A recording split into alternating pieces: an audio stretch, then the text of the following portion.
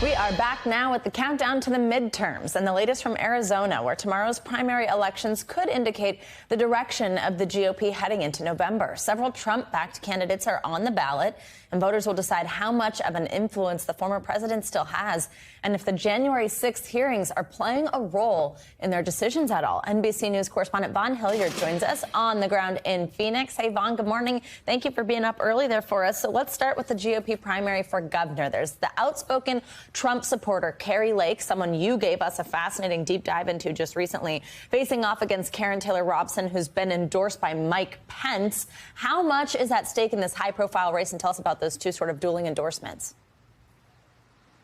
Hey, good morning, Savannah. Okay, we've talked about this race here for months now, and ultimately it's going to be Republican voters that decide the path that they want their party to take. And I think you set it up well here, because this is a governor's race in which you have two political newcomers here, Kari Lake and Karen Taylor Robson.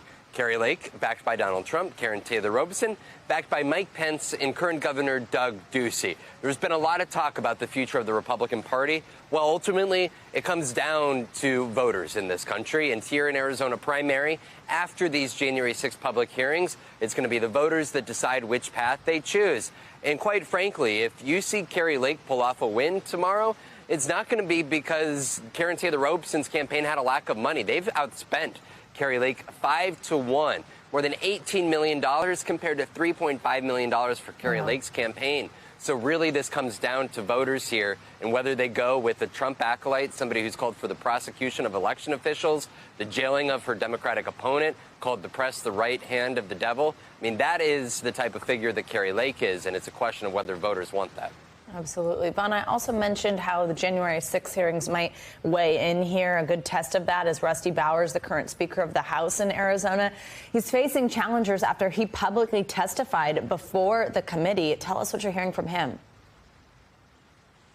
Right. You know, I think we often talk about what is the impact of these January 6th public hearings, especially on Republican voters. Well, Republican voters in Rusty Bowers' district are about to decide that. This is an individual who is the Speaker of the House. He testified on Capitol Hill like he was obligated to do under the law upon being subpoenaed.